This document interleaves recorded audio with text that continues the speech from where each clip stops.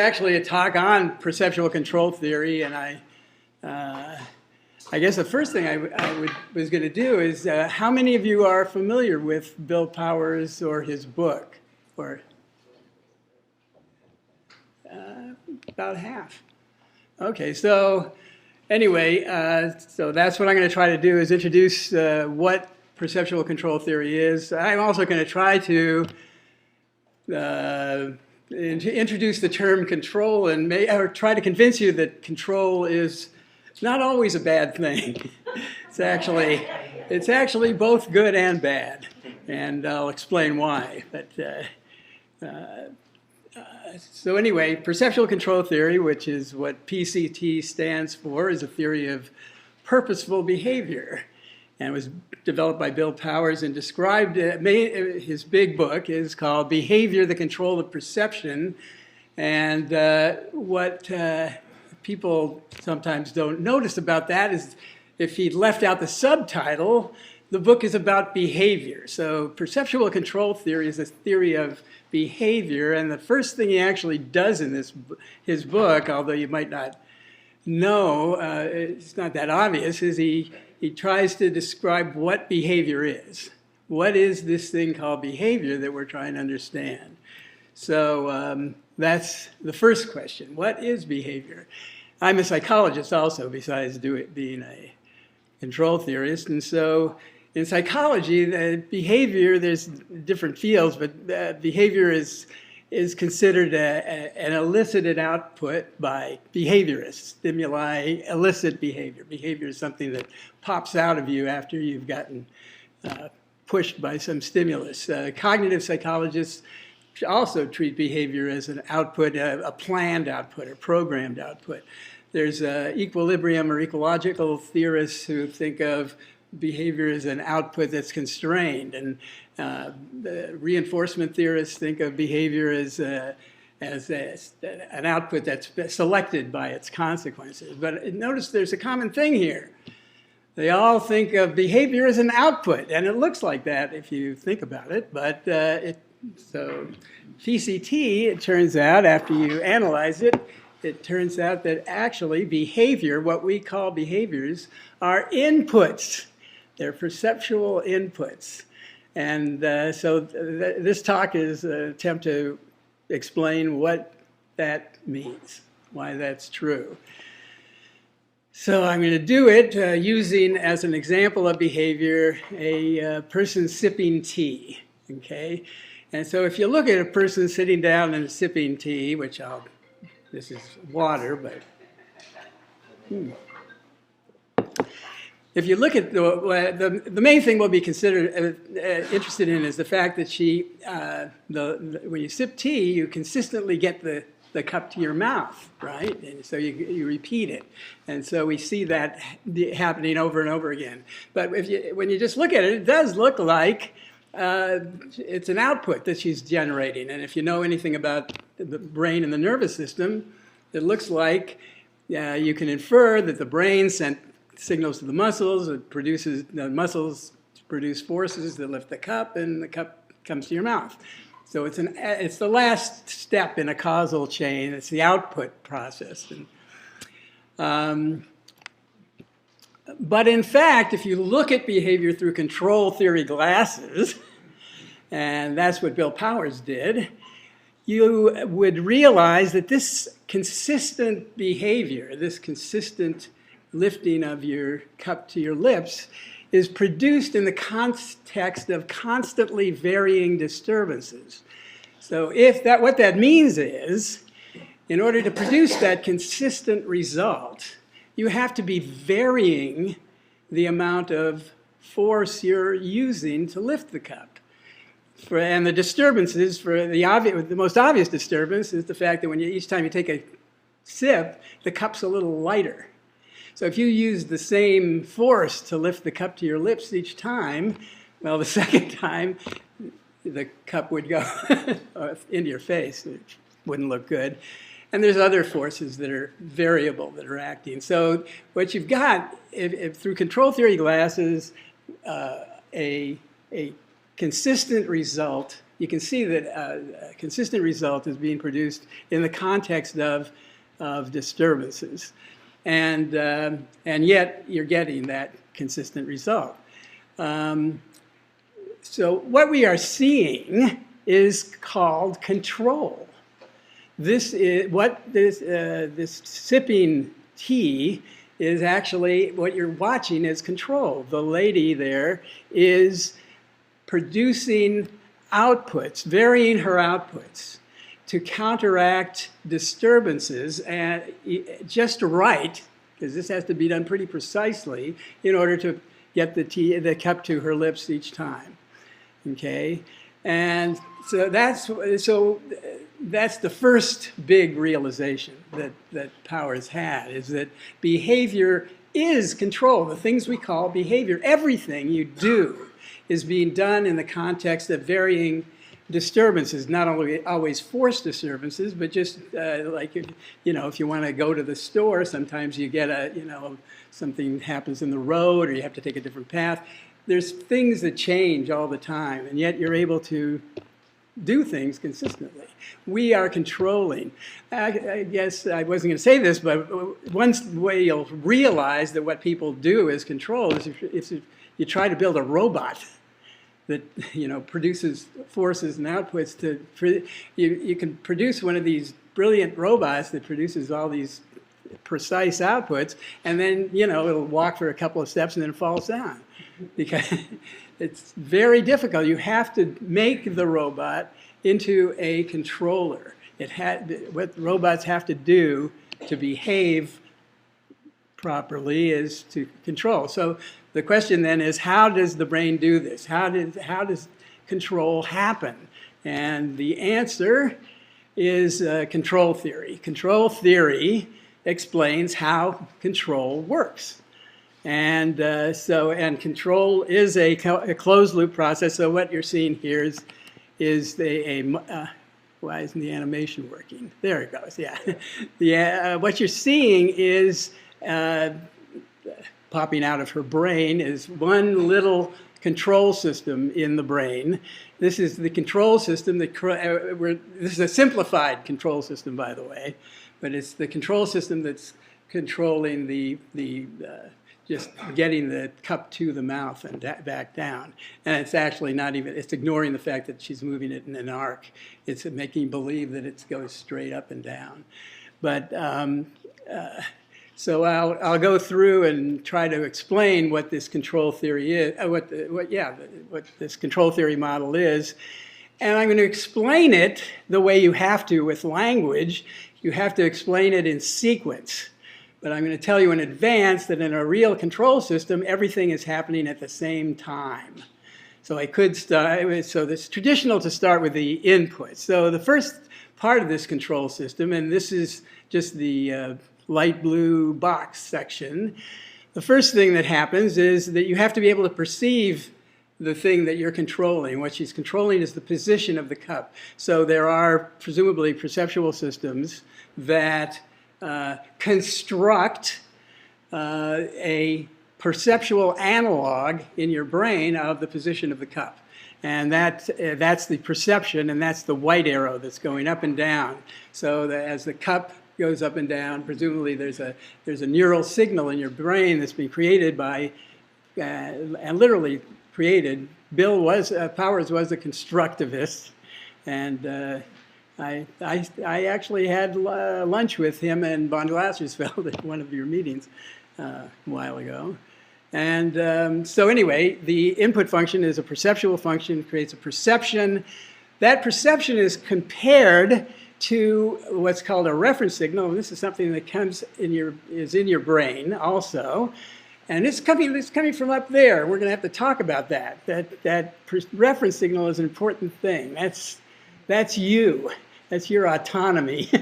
That's you are specifying what the cup should do, in a sense. So that reference signal, which is going up and down, is telling the perception to go up and down. And how well you're doing is computed in this comparator. And what that comparator is really just a synapse between two neurons that one's positive and one's negative, and it's subtracting the perception from the reference, so you get this little error signal. And that's that other white line coming out of there. And you'll notice that the other white line doesn't seem to be moving at all. That's because the error is so small in a normally operating control system that I couldn't even show it in this diagram. That relative to the amount of neural variation that happens when you're lifting something up, the actual error is actually very small. I'll just quickly say that this diagram is based on an operating control model. So we didn't just animate this make-believe to show it. This is the way these variables work when the control system is working. Anyway, the error signal, which is very teensy, goes into this output function, which is an amplifier, and it turns that signal into big muscle forces, and well, big relative to this size of a neural signal, and that's what lifts the cup. And so I can actually show. So that has an effect on the cup. The effect on the cup is to make it go in the direction that the reference signal wants it to go, which therefore completes the loop by bringing the perception into a match with the reference signal. And notice that it's being kept in a constant match with this changing reference signal. So that's what's happening. And what's also interesting is that this closed loop, the result of this closed loop, I guess I should read my charts, is that what's happening is the perception, that white perception line, is being kept continuously matching the reference signal. So you're getting what you want as long as, and your want is varying and your perception varies right along with it. Let's see. So, so the behavior, the sipping tea behavior, the lifting of the cup and putting it back down consistently, corresponds to the behavior of the perception. Okay, what we see her doing actually corresponds to the perception, and not to the output that she's actually doing. This is what she's actually doing. Her actions are that green arrow. And if you look at this carefully, you'll see that green arrow, which is her actual outputs, have nothing to do. They're quite uncorrelated with the cup's behavior. But the perception is exactly corresponding to the cup's behavior, and that's why we say behavior is the control of perception. What you're doing is what you're seeing from out there of this young lady is when you're seeing a person doing something like sipping a cup, you're seeing from the outside what a person controlling a perception. In this case, we knew what perception she was controlling. The big problem for control theory, given this knowledge that we get from understanding behavior from a PCT point of view through control theory glasses, what we want to know is what perceptions are people controlling when they are doing what they do. All we see about people is their outside behavior. We try to infer, that's how we understand behavior. We try to infer what perceptions basically they're controlling, but we are often wrong. But the goal of the science, to the extent that it is a science of control theory, one of the main goals is to figure out what people are controlling when they do various things. And actually, Warren will talk more about that when we finally get to him. Okay, so we do a lot more stuff than lifting teacups. We do simple things like balancing on one foot, which I saw your son doing when we were over there, very skillfully. So people do that. They balance on one foot sometimes. Made it to my mouth again. Just never miss. And we do complex things like balancing a budget. I like to have those parallel phrases. So PCT, Perceptual Control Theory, explains these different kinds of behaviors as being organized around different kinds of perceptions. So a simple behavior, like balancing on your one foot, you're controlling a simple perception, which is your center of mass or center of gravity relative to the rest of your body.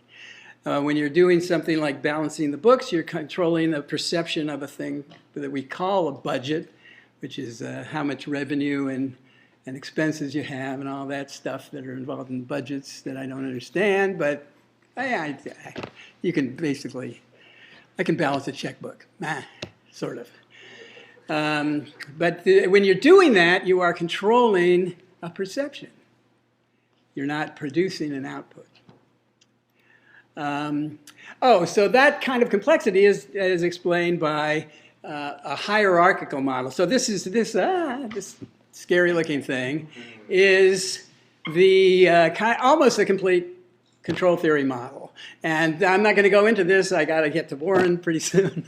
So, but what I want you to see about this complicated-looking things is what we've got is several levels of control systems. And in PCT, the idea is that each control systems at each of the different levels control different kinds of perceptions. The low-level systems control your simple perception. Well, they're the kind of the entry-level perceptions, like the pressure on your hands, or the loudness of sounds, the brightness of lights.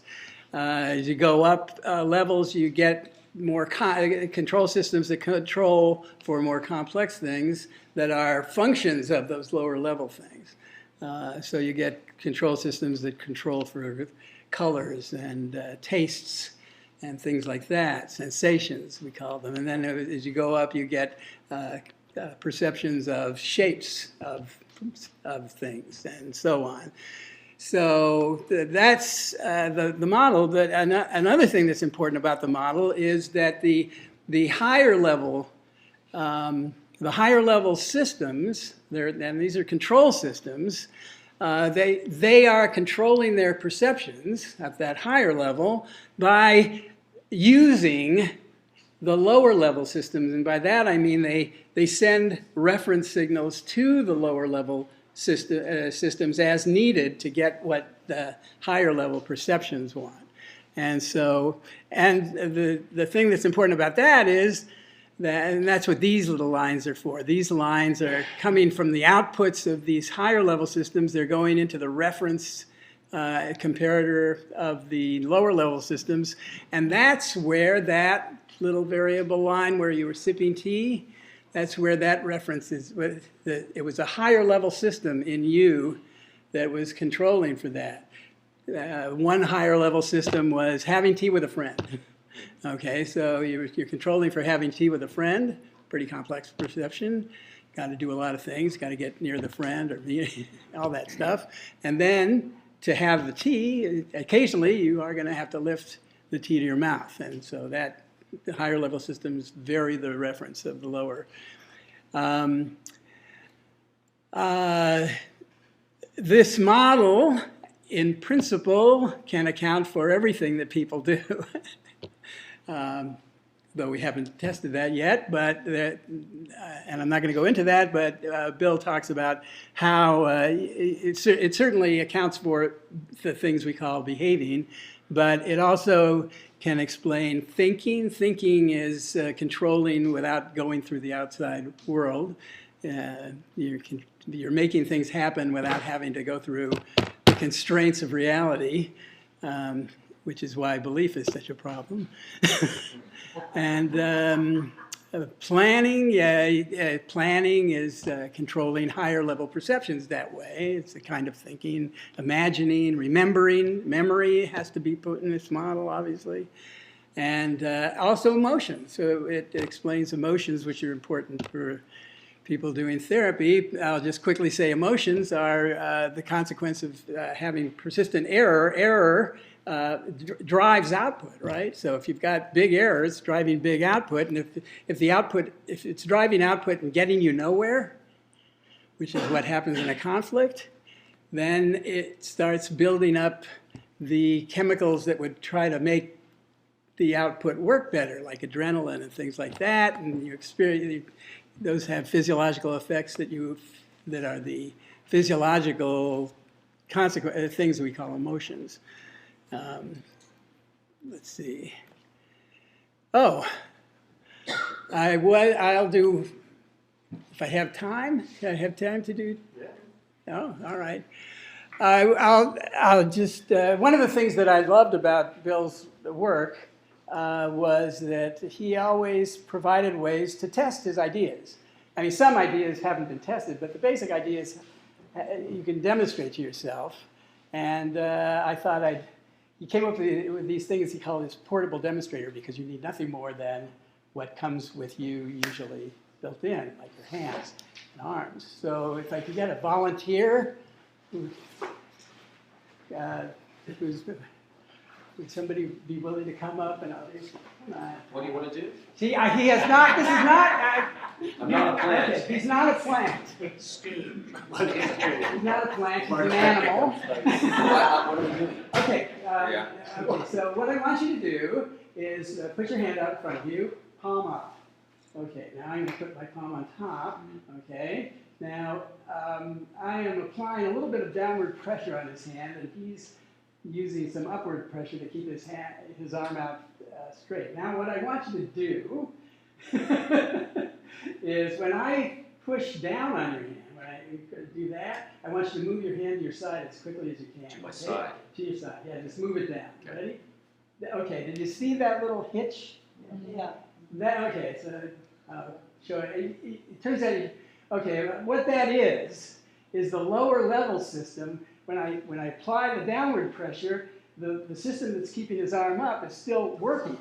Oh, and it works fast. The lower level systems work faster than the higher level systems. So when I take away when I signal him with this, the first thing he's going to do is push back up against the push, and you can't get rid of that. That's Once more? Sure, keep trying. Ready?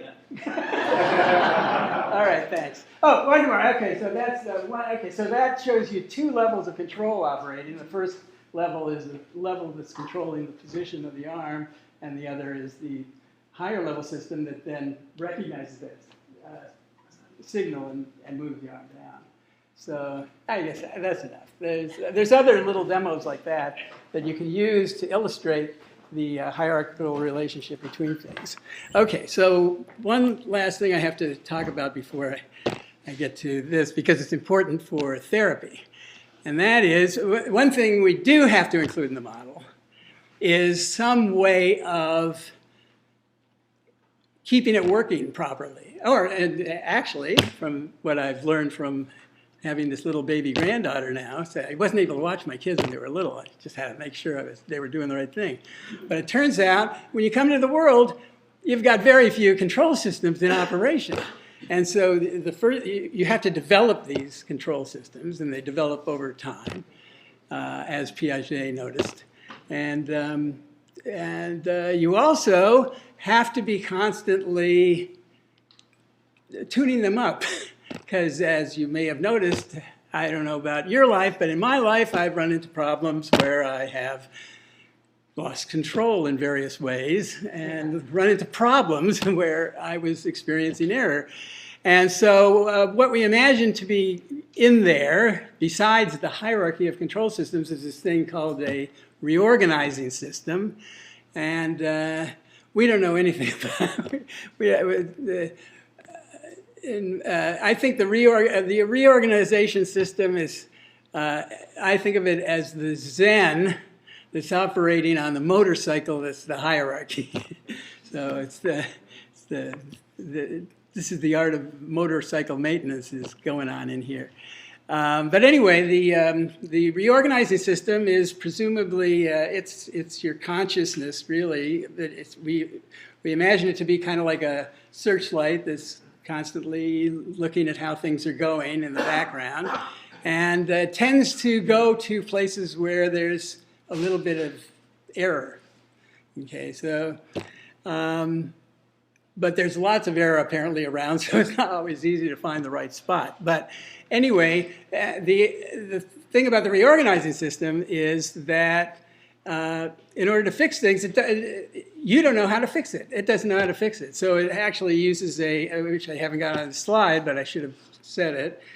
The reorganizing system, the maintenance system in you, is basically a random trial and error system. It has to, it's randomly, what it does, we think, is it varies randomly the parameters of your control system.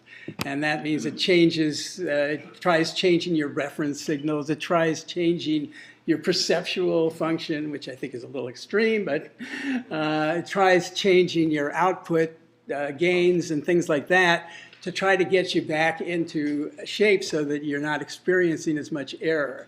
But it's random, but it's a biased random walk kind of thing, because it turns out that it makes random changes, but when the change makes things better, it leaves it alone for a while. Right? And we call this the E. coli reorganization principle, because it's similar to the way the E. coli bacteria navigates. The E. coli bacteria, turns out, can't steer.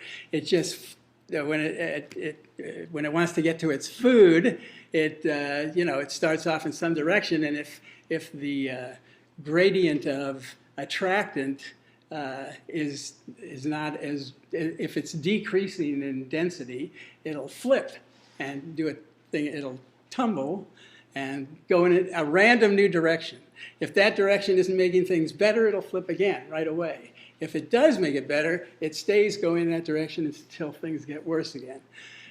So it's a random process, but it's kind of biased towards hopefully getting to a solution. All right, so that's it. So here's some books that, if you're interested in perceptual control theory and learning more about it, here's all my books now. Of course, I think you should try to read Behavior, the Control of Perception. It's relatively, technical. Bill also has another book called Making Sense of Behavior, which is a double entendre, right? Because it's making sense. It's about trying to understand behavior, making sense in terms of understanding. But it also implies that it's making sensing out of behavior. Behavior is, he was very clever. And there's a compendium of research that's been done on PCT by Phil Runkle, who is also deceased now, I'm afraid. Phil was great. And it's this big fat book called People as Living Things that you can get in the usual place. I wrote a book called Controlling People, and this book is about, it's a fairly poppy kind of book, but the reason I bring it up is because this is a book about what I said in the beginning. It's about how control is both good and bad. Behaving is controlling. You have to control to live. Controlling is what we are. Our nature is to control. But that, paradoxically, is also the reason why we have problems. It's because we control. And we have problems when we control the wrong things, which is often other people. We can't help, when kids do things wrong, you want to make it right.